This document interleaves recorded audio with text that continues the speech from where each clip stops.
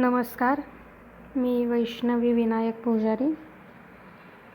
गेल्या 3 भागांमध्ये 1 ते 27 श्लोकांचा, पहिल्या अध्यायातल्या 1 ते 27 श्लोकांचं अध्ययन केलेलं होतं आणि आज 28 ते 47 या श्लोकांचा अभ्यास करणार आहोत, ज्यामध्ये मोहव्याप्त अर्जुनाचे भीती, प्रेम आणि शोकायुक्त भाषण दर्शविलेले आहे. तर 28 ते 47 श्लोक क्रमाक्रमाने पाहूयात. 28वा श्लोक. कृपया परयाविष्टो विषीदन्निदमब्रवीत् दृष्ट्वेवं स्वजनकृष्ण युयुत्सं समुपस्थितम्.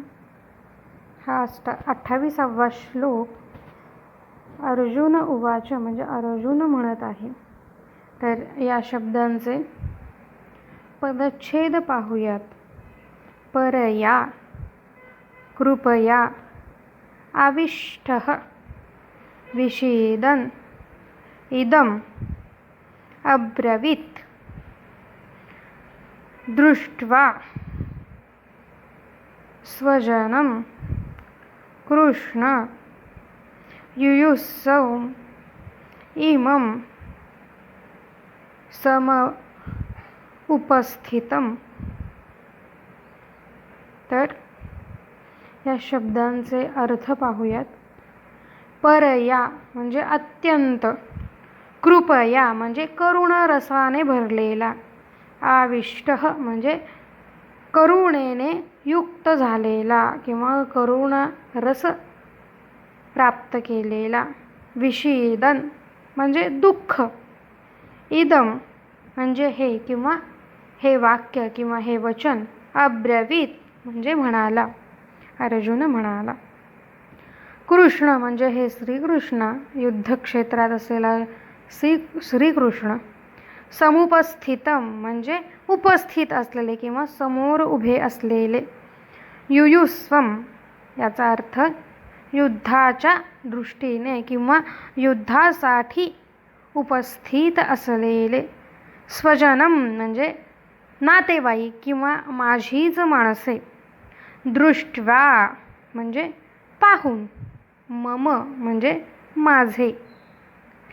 तर या शब्दांचा अर्थ पाहिल्यास असा होतो की अर्जुन म्हणाला की हे श्रीकृष्णा, माझ्या समोर युद्धाच्या उभे असलेल्या स्वजनांना पाहून किंवा त्यांना पाहिल्यानंतर मला अत्यंत शोक किंवा दुःख होत आहे.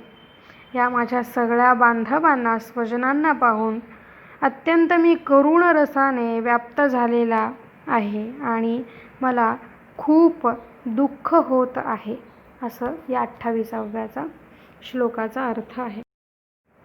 29वा श्लोक. सीदन्ति मम गात्राणि मुखं च परिशुष्यति वेपतुश्च शरीरे मे रोमहर्षश्च जायते. तर या शब्दांचा पदच्छेद पाहूयात. सीदन्ति मम गात्राणि मुखं च परिशुष्यति वेपतुः च शरीरे मे रोमहर्षः च जायते. तर या शब्दांचे अर्थ. सीदन्ति म्हणजे शिथिल होत चाललेले, च म्हणजे आणि, मुखम याचा अर्थ मुख किंवा तोंड, परिशुष्यति म्हणजे सुक पडत चाललेलं आहे किंवा कोरडं पडत चाललेलं आहे, मे म्हणजे माझे, शरीरे म्हणजे शरीरात, वेपतुः म्हणजे कंप, रोमहर्षः म्हणजे रोमांच, जायते म्हणजे होत आहे. तर या शब्दांचा अर्थ पाहिल्यास श्लोकाचा अर्थ होतो की माझ्यासमोर किंवा माझ्यासमोर हे उपस्थित असलेल्या माझ्या स्वजनांना पाहून, रणांगणावर उभा असलेल्या या माझ्या स्वजनांना पाहून माझे अवयव गळून जात आहेत आणि माझ्या तोंडाला कोरड पडलेली आहे आणि माझ्या शरीराला कंप सुटलेला आहे आणि अंगावर रोमांच उभे राहत आहे. 30वा श्लोक. गांडीवं स्रंसते हस्तात् वक्षैव परिदह्यते न च शक्नोम्यवस्थातुं भ्रमतीव च मे मनः. या श्लोकाचा पदच्छेद पाहूयात.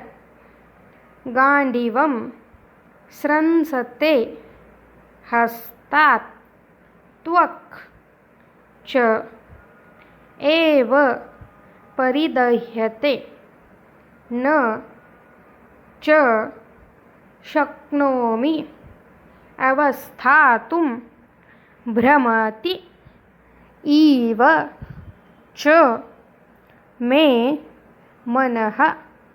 या शब्दांचे अर्थ पाहूयात.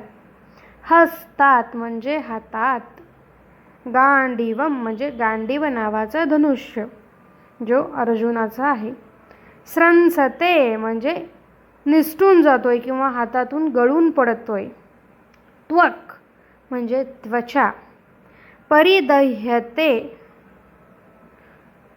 म्हणजे याचा अर्थ खूप पाणी सुटलेलं आहे किंवा आपण जसं म्हणतो की गळून, अंगाचा दाह जो आहे तो गळून जात आहे. मनः म्हणजे मन, भ्रमित इव म्हणजे भ्रमिष्ठासारखे, अवस्थातुम म्हणजे उभे राहण्यासाठी देखील, न शक्नोमी म्हणजे समर्थ नाहीये किंवा उभा देखील राहू शकत नाही. तर या शब्दांचे अर्थानुसार श्लोकाचा अर्थ असा होतो की माझ्या हातातून गांडीव धनुष्य गळून पडत आहे, माझ्या अंगाचा दाह लोप होत चाललेला आहे किंवा कमी होत चाललेला आहे.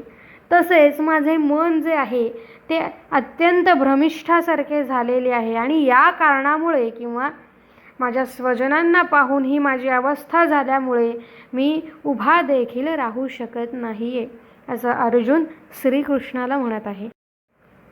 31वा श्लोक. निमित्तानि च पश्यामि विपरीतानि केशव न च श्रेयोनुपश्यामि हत्वा स्वजनमाहवे. तर या श्लोकाचा पदच्छेद. निमित्तानि च पश्यामि विपरीतानि केशव न च श्रेयः अनुपश्यामि हत्वा स्वजनम आहवे. म्हणजे युद्धात होणारा विपरीत परिणामांचा वर्णन या श्लोकामध्ये केलेला आहे. आणि या शब्दांचे अर्थ. केशव म्हणजे हे श्रीकृष्ण, हे केशवा.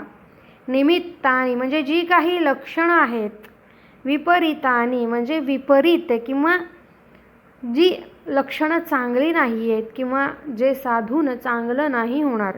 पश्यामी म्हणजे पाहत आहे, आहवे म्हणजे युद्धात, स्वजनम म्हणजे माझे स्वजन म्हणजे माझे स्वतःची माणसे, हत्वा म्हणजे त्यांना मारून, श्रेयः कल्याण, अनुपश्यामी म्हणजे पाहत.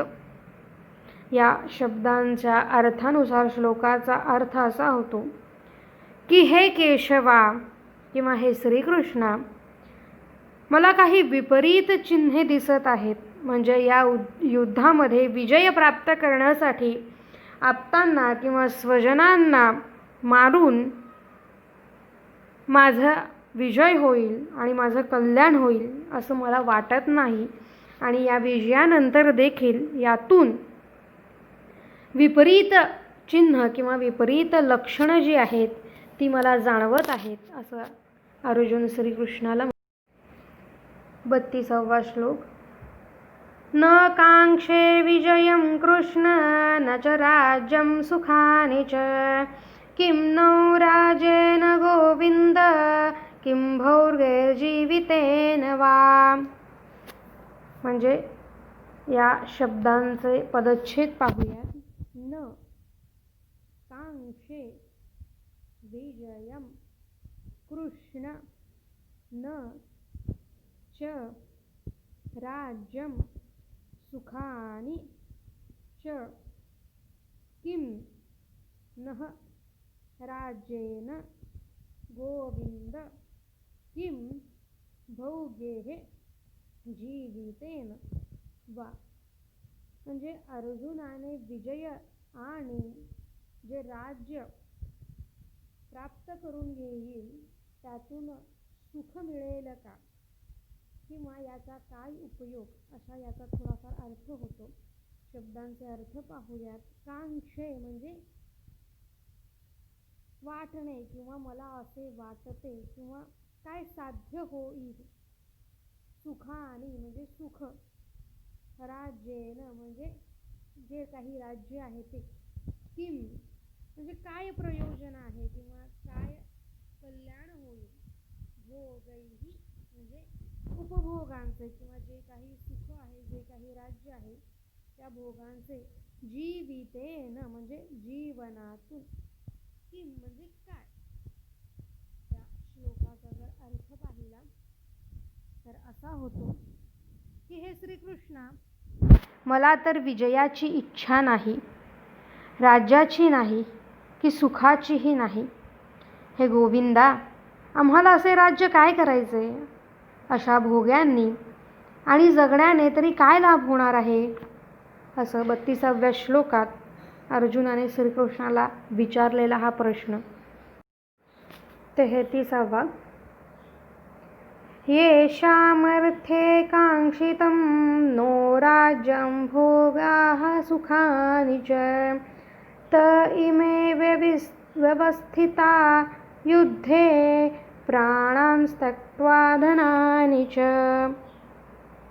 या श्लोकाचा पदच्छेद. येषाम अर्थे कांक्षितं नः राज्यं भोगाः सुखानि च ते इमे अवस्थिताः युद्धे प्राणान् त्यक्त्वा धनानि च. या शब्दांचे अर्थ जाणून घेऊयात. नह म्हणजे आपल्याला किंवा आम्हाला. येषाम जितुके. अर्थे म्हणजे यासाठी. भोगाहा म्हणजे त्याचा उपभोग. सुखानी म्हणजे सुख. कांक्षितम म्हणजे अभिष्ट चिंतन. धनानी म्हणजे धन. इमे म्हणजे हे सर्व. प्राणान म्हणजे जीवनासाठी. त्यक्त्वा म्हणजे त्यागून. युद्धे म्हणजे युद्धामध्ये. अवस्थिताः म्हणजे उभे आहेत.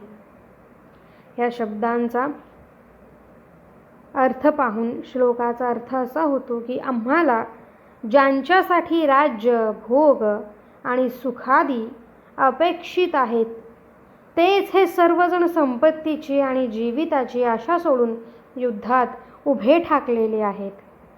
असा या श्लोकाचा अर्थ. श्लोक 35वा. एतान्न हन्तुमिच्छामि ज्ञतोऽपि मधुसूदन अपि त्रैलोक्यराज्यस्य हेतोः किन्नु मही कृते. या शब्दांचा पदच्छेद पाहूया श्लोकाचा. एतान न हन्तुम इच्छामि ज्ञतः अपि मधुसूदनः अपि त्रैलोक्यराजस्य हेतोः किं नु मही कृते. शब्दांचे अर्थ पाहूयात. मधुसूदन म्हणजे हे मधुसूदना किंवा हे श्रीकृष्णा, घ्नतः म्हणजे मारून, त्यांना ठार करून. त्रैलोक्यराज्यस्य म्हणजे तीनही लोकांचे राज्य. हेतोः म्हणजे यासाठी, या हेतूने. एतान म्हणजे या सर्वांना. हंतुम ठार मारून किंवा त्यांना त्यांची जीवितहानी करून. महिकृते म्हणजे पृथ्वीच्या साठी. नु किम काय म्हणावे किंवा काय कथा आहे असा याचा अर्थ होतो.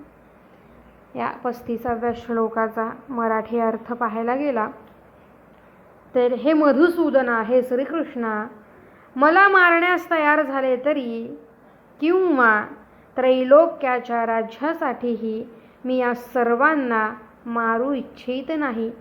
मग पृथ्वीची काय कथा. श्लोक 36. निहत्य धार्तराष्ट्रान्नः का प्रीतिः सा जनार्दन पापमेवाश्रयेदस्मान् नन्त्यक्तानातवातयिनः. या शब्दांचे पदच्छेद पाहूयात. निहत्य धार्तराष्ट्रान् नः का प्रीतिः स्यात् जनार्दन पापम एव आश्रयेत् अस्मान् हत्वा एतान् आततायिनः. शब्दांचे अर्थ जाणून घेऊयात. जनार्दनः म्हणजे हे जनार्दन, हे श्रीकृष्ण. धार्तराष्ट्रान म्हणजे धृतराष्ट्रांचे पुत्र. निहत्य म्हणजे त्यांना मारून. नह म्हणजे आपल्याला किंवा आपणास. का म्हणजे काय. प्रीतिही म्हणजे प्रसन्नता किंवा आनंद. स्यात म्हणजे प्राप्त होईल किंवा होईल. एतान म्हणजे या. आततायिनः म्हणजे आततायीसाठी म्हणजे किंवा ह्या गडबडीतून किंवा आततायींना स्वजनांना. अस्मान म्हणजे आपल्याला. पापम म्हणजे पाप.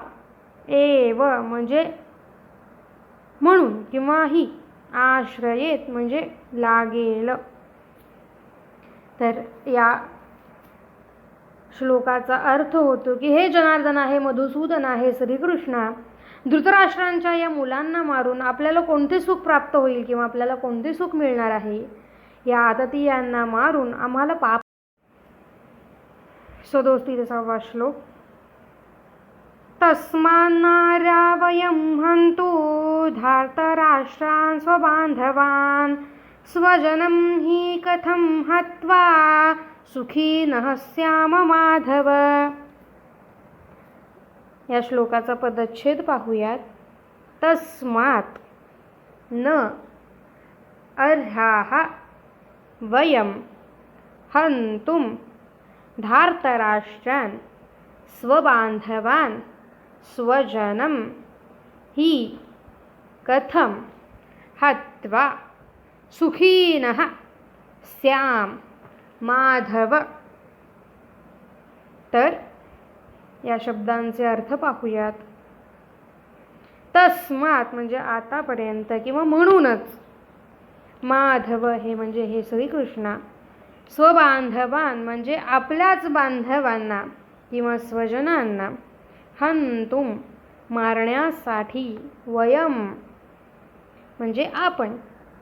न अर्हाः म्हणजे योग्य नाही. ही कारण. हत्वा म्हणजे यांना मारून किंवा आपल्या स्वजनांना मारून. सुखीनः म्हणजे सुख. स्याम कथम म्हणजे कसं प्राप्त होईल. तर या 37व्या श्लोकाचा अर्थ असा होतो की म्हणूनच किंवा यासाठीच हे श्रीकृष्णा आपल्या बांधवांना म्हणजेच धृतराष्ट्रांच्या पुत्रांना आपण मारणे किंवा आम्ही मारणे योग्य नाही. कारण आपल्याच कुटुंबियांना आपल्याच माणसांना मारून आम्ही कसे काय बरे सुखी होणार किंवा आम्ही सुखी कसे होणार. या श्लोकाचा अर्थ. पुढचा 38 आणि 39वा श्लोक. यद्यपेतेन पश्यन्ति लोभोपहत चेतसः कुलक्षयकृतं दोषं मित्रदोहे च पातकं कथं न ज्ञेयमस्माभिः पापादस्मान्निवर्तितुं कुलक्षयकृतं दोषं प्रपश्यद्भिर्जनार्दन. तर या 38 आणि 39व्या श्लोकामध्ये अर्जुनाचा कुलनाश किंवा मित्रद्रोह ज्याला म्हणतात ते पाप लागण्याची किंवा ते पाप जे आहे आपल्याला प्राप्त होण्याची शंका किंवा भावना अर्जुनाला झालेली आहे. आणि या 2 श्लोकांचे पदच्छेद पाहूयात.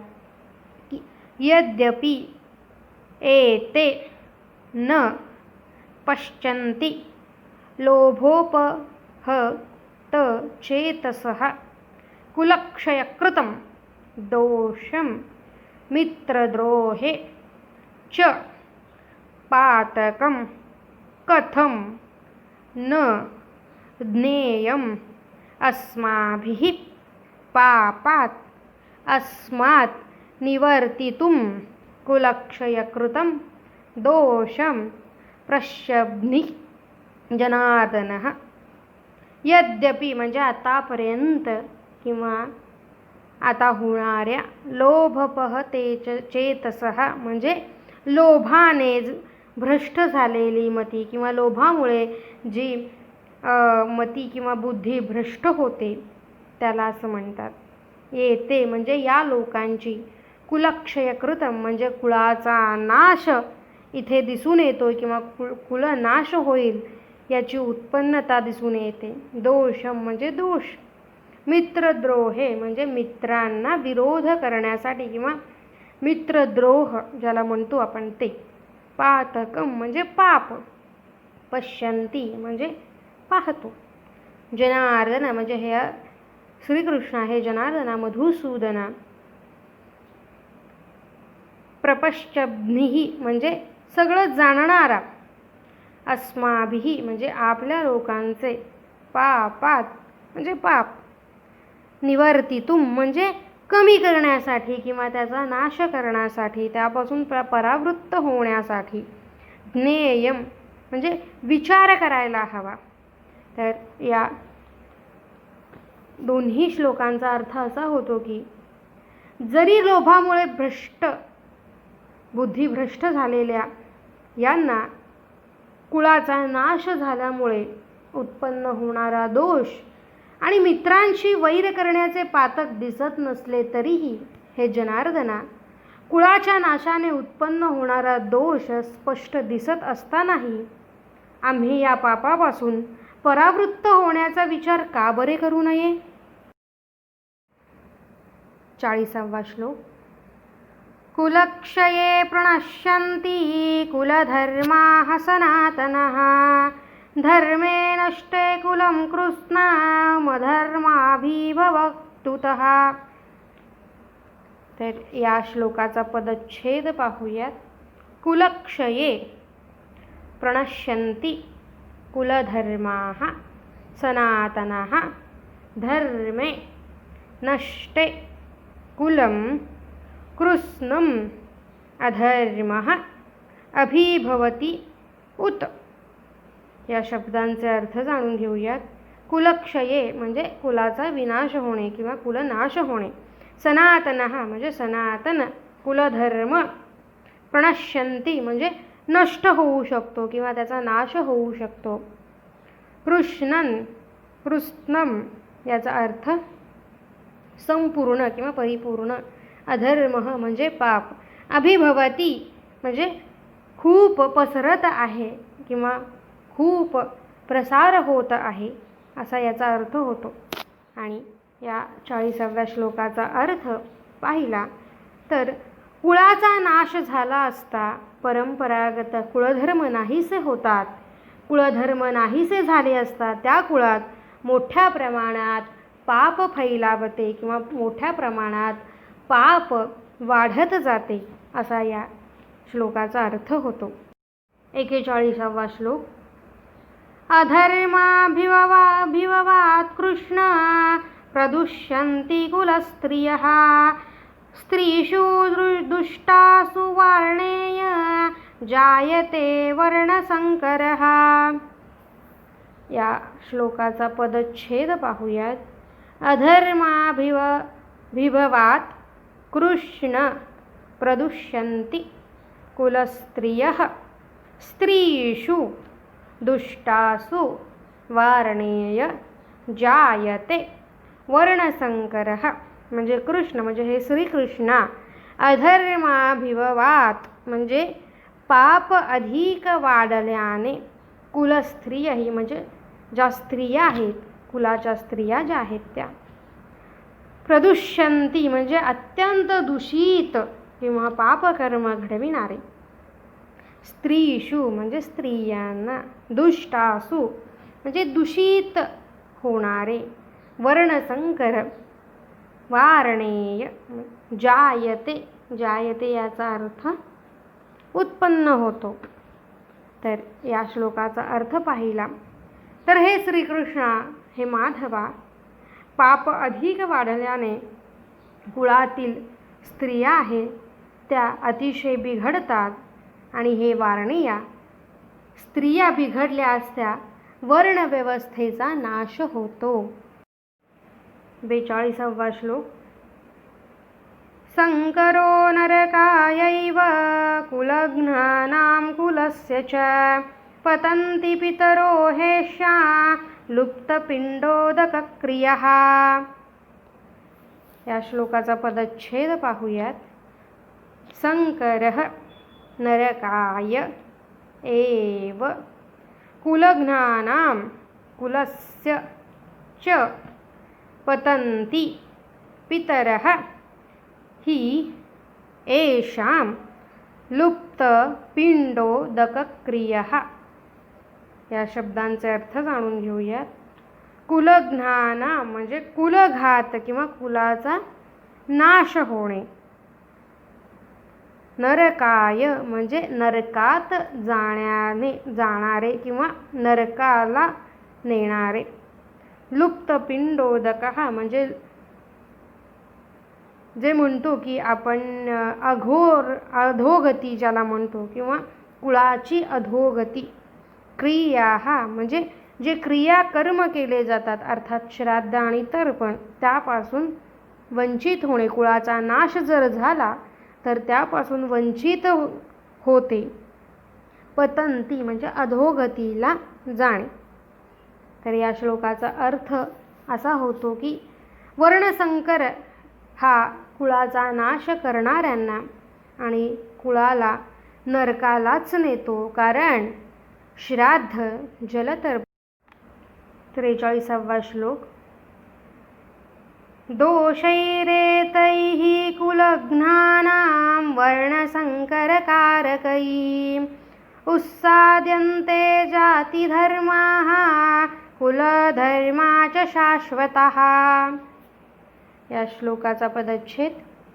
दोषैः एतैः कुलघ्नानां वर्णसंकरकारकैः उत्सादन्ते जातिधर्माः कुलधर्माः च शाश्वताः. एतैः म्हणजे यामुळे किंवा या कारणामुळे. वर्णसंकरकारकैः म्हणजे वर्णसंकरकारक जी वंशावळी असेल ती वंशावळी. दोषैः म्हणजे दोषाने. कुलघ्नाना म्हणजे कुलघातक किंवा कुलाचा नाश होणे. शाश्वतः म्हणजे सनातन चिरंतन. कुलधर्माः कुलधर्म. उत्स्यादन्ते म्हणजे नष्ट होतो. या श्लोकाचा अर्थ पाहिला तर या वर्णसंकर करणाऱ्या दोषांमुळे परंपरागत जे जातीधर्म आहेत आणि जे कुळधर्म चालत आलेले आहेत त्या कुळधर्माचा आणि जातीधर्माचा नाश होतो आणि ते उद्ध्वस्त होत. 44वा श्लोक. उत्सनः कुलधर्माणां मनुष्याणां जनार्दन नरके नियतं वासो भवतीत्यनुशुश्रुम. या श्लोकाचा पदच्छेद उत्सन कुलधर्माणां मनुष्याणां जनार्दन नरके अनियतं वासः भवति इति अनुशुश्रुम. या शब्दांचे अर्थ पाहूयात. जनार्दन म्हणजे हे जनार्दना. उत्सन कुलधर्माणां म्हणजे ज्यांचा कुलधर्म नष्ट होत आहे किंवा नष्ट झालेला आहे. मनुष्याणां म्हणजे मनुष्य जाती. आणि अनियतम म्हणजे अनिश्चितता. नरके म्हणजे नरकात. वासः म्हणजे वास, सहवास. भवती म्हणजे होत आहे. अनुशुश्रुम म्हणजे ऐकवण्यात आलेले आहे किंवा आम्ही ऐकत आलेलो आहोत असा याचा अर्थ होतो. आणि या श्लोकाचा अर्थ जर पाहिला तर असा होतो की हे जनार्दना, ज्यांचे जे कुळधर्म आहेत ते नाहीसे झालेले आहेत अशा माणसांना अनिश्चित काळापर्यंत नरकात पडावे लागते असे आम्ही ऐकत आलेलो आहोत. 45वा श्लोक. अहो बत महत्पापं कर्तुं व्यवस्थिता वयं यद्राज्यसुखलोभेन हन्तुं स्वजनमुद्यतः. या श्लोकांचे पदच्छेद पाहूयात. अहो बत महत् पापं कर्तुं व्यवस्थिताः वयं यत् राज्यसुखलोभेन हन्तुं स्वजनम उद्यता. शब्दांचे अर्थ. बत याचा अर्थ शोक किंवा दुःख. महत् म्हणजे महान. वयम म्हणजे आपल्यासारखी किंवा बुद्धिमान असलेली. व्यवस्थिताः म्हणजे तयार असणे. राज्य सुखलोभेन म्हणजे राज्य आणि सुख उपभोगण्यासाठी. स्वजनम म्हणजे जे आपलीच नातेवाईक आहेत. हंतुम मारण्यासाठी. उद्यतः म्हणजे उद्यत किंवा प्रवृत्त झालेले आहेत अशी लोक. या श्लोकाचा अर्थ पाहूयात. अरे रे म्हणजे अहो याचा अर्थ काय? अरे रे किंवा हो. अरे रे किती खेदाची गोष्ट आहे. आम्ही बुद्धिमान असून देखील राज्य आणि सुख यांच्या लोभाने कुटुंबियांनाच ठार मारायला तयार झालेलो आहोत. हे केवढे मोठे पाप करण्यासाठी किंवा हे एवढे मोठे पाप करायला आम्ही उद्युक्त किंवा प्रवृत्त झालो आहेत असा या 46वा श्लोक. यदि माम प्रतीकारं शस्त्रं शस्त्रपाणयः धार्तराष्ट्रारणे हन्योस्तन्मे क्षेमतरं भवेत्. पदच्छेद पाहूयात. यदि माम अप्रतीकारं अशस्त्रं शस्त्रपाणयः धार्तराष्ट्राः रणे हन्युः तत् मे क्षेमतरं भवेत्. शब्दांचे अर्थ पाहूयात. यदि म्हणजे जर.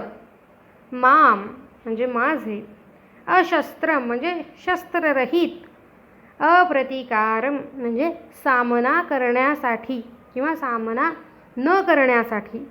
अप्रतिकारम म्हणजे सामना न करण्यासाठी. शस्त्रपाणयः म्हणजे हातात शस्त्र घेऊन. धार्तराष्ट्राः म्हणजे धृतराष्ट्राचे पुत्र. रणे म्हणजे युद्धभूमीवर रणभूमीवर. हन्युः म्हणजे मारून. तत् म्हणजे त्यांना. मे म्हणजे माझ्यासाठी. क्षेमतरम म्हणजे अधिक कल्याणकारी. भवेत म्हणजे ठरेल असा याचा अर्थ होतो. आणि या श्लोकाचा अर्थ. जर शस्त्ररहित व प्रतिकार न करणाऱ्या मला हातात शस्त्र घेतलेल्या धृतराष्ट्रपुत्रांनी रणांगणात किंवा रणभूमीवर ठार मारले तरी ते मला अधिक कल्याणकारी ठरेल. 47वा श्लोक. एवमुक्त्वार्जुनः संख्ये रथोपस्थ उपाविशत् विसृज्य सशरं चापं शोकसंविघ्नमानसः. या श्लोकाचा पदच्छेद. एवं उक्त्वा अर्जुनः संख्ये रथोपस्थे उपाविशत् विसृज्य सशरं चापं शोकसंविघ्नमानसः. संजय उवाच म्हणजे संजय म्हणाला. संख्ये म्हणजे रणांगणावर किंवा रणभूमीवरती. शोकसंविघ्न म्हणजे शोकाने किंवा दुःखाने उद्विग्न झालेला. अर्जुनः म्हणजे अर्जुन. एवं म्हणजे या प्रकारे. उक्त्वा म्हणजे म्हणून किंवा बोलून. सशरम म्हणजे बाणसहित. चापम म्हणजे धनुष्य. विसृज्य म्हणजे त्यागून. रथोपस्थे म्हणजे रथाच्या मागील बाजूच. उपविशत म्हणजे बसला. तर या श्लोकाचा अर्थ असा होतो की संजय म्हणाला, रणांगणावर दुःखाने उद्विग्न मन झालेला किंवा अत्यंत दुःखित झालेला अर्जुन एवढे बोलून बाणासह धनुष्य टाकून रथाच्या मागील भागात जाऊन बसला. तर पहिला अध्याय इथे संपतो. ओम तत्सदिति श्रीमद्भगवद्गीतासु उपनिषदसु ब्रह्मविद्यायां योगशास्त्रे श्रीकृष्णार्जुनसंवादे अर्जुनविषादयोगो नाम प्रथमोऽध्यायः. तर इथे आपला भगवद्गीतेचा पहिला अध्याय संपतो आणि पुढील दुसरा अध्याय सुरुवात होतो, जो आपण पुढच्या भागामध्ये पाहणार आहोत. अर्जुन विषाद योग नावाचा पहिला अध्याय, जो आपण ज्यामध्ये 47 श्लोक होती, त्याचा आपण पदच्छेद आणि अर्थ समजून घेण्याचा प्रयत्न केलेला आहे. ज्यामध्ये युद्धाच्या रणांगणावर किंवा युद्धभूमीवर हताश झालेला अर्जुन कृष्णाला प्रश्न विचारतो आणि याचा सगळा प्रसंग संजय धृतराष्ट्रांना सांगितलेला आहे आणि त्याचं वर्णन या 47 श्लोकांमध्ये केलेलं आहे. श्रीकृष्णार्पणमस्तु. नमस्कार.